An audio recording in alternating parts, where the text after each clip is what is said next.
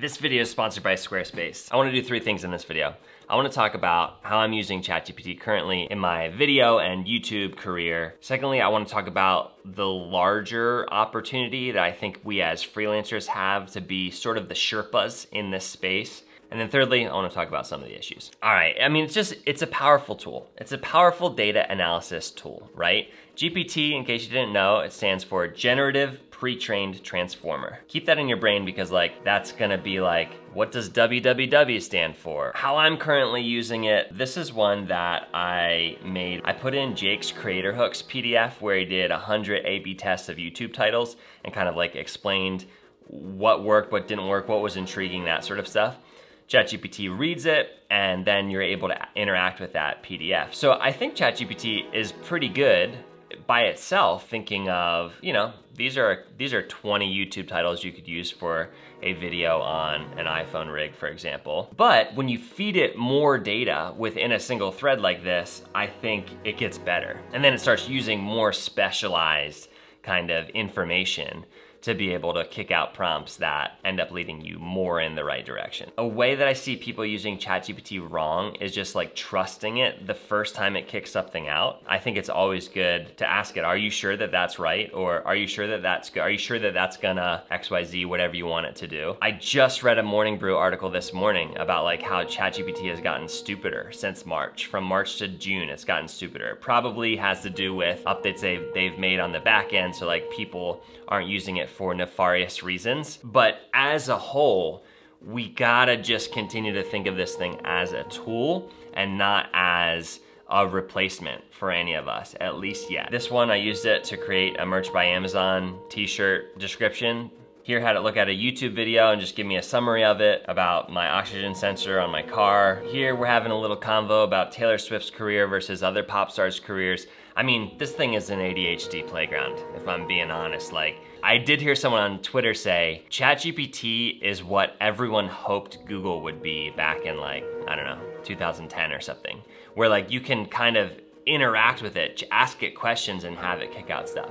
Again, the issue is, sometimes it's making up what it's kicking out. That brings me to part 2, this window. There will come a time when the middleman, which is what I am, will no longer be needed, right? The end user, the people who are using AI, ChatGPT, to make money and do stuff, will be able to seamlessly interact with ChatGPT and have it do all the stuff that the middleman is doing. That will happen at some point. But right now, we're in this window where there is still a very significant need for someone who's using ChatGPT on behalf of somebody else. And it's like any new tech, there's this curve where early adopters, for me, AI and ChatGPT, it's I would assume that everybody is talking about it and using it daily. It seems just everywhere to me. But if I step outside of my bubble, there are people who don't even know what ChatGPT is or why you would use it or anything about it, how it can simplify a lot of the tasks that have taken people a long time to do in the past. So there's this window right now where we can utilize this thing to do work at a rate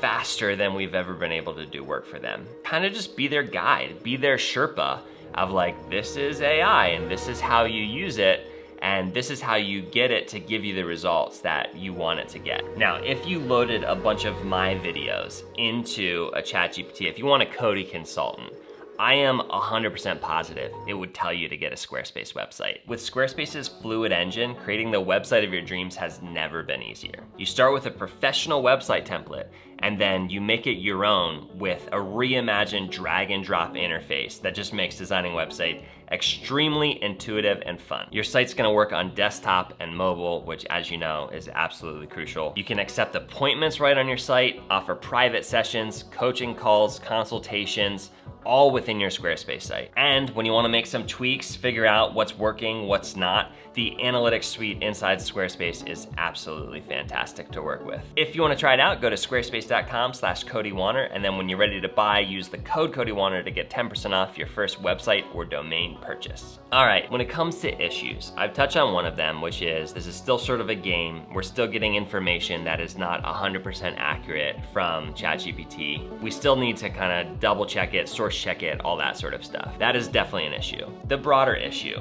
that people tend to bring up when you start talking about AI is it gonna take everybody's job? I don't know. Honestly, I can imagine a future where it does, and I can imagine a future where it just remains a tool. But similar to the way that I've had to come to grips with anything hard or scary about the future of my life, I don't think it really makes sense to dwell in, is this the beginning of the apocalypse? If it is the beginning of the apocalypse, like, by all means, give that some thought. Like, how do you want to prepare for that? But I think better than that is doing what I'm talking about in this video. Learning to work with it, learning how it's being used and how it can help you do stuff in your own job to make you faster and more efficient and to take away some of the boring parts of what you do. And move along with the tech, just like we've moved along with every other piece of tech that has ever come out. Try as hard as you can not to be fatalistic about it. Understand what's going on, how people are using it, and become one of the guides, one of the people who, this is second nature, this is just like the internet to us. One of the biggest issues, again, similar to any tech, like when Slack goes down or Twitter goes down or Instagram goes down, is when OpenAI goes down and you are relying on it for whatever project you're working on. That is a bummer. And another reason why we still need to know how to do everything that ChatGPT can do for us, albeit normally much, much slower. Would love to know your thoughts about this. This is something that, like I said, I think about a lot, think about it all the time, and I think it's crazy that everybody else doesn't think about it all the time. So yeah, drop a comment. Thanks so much for being here.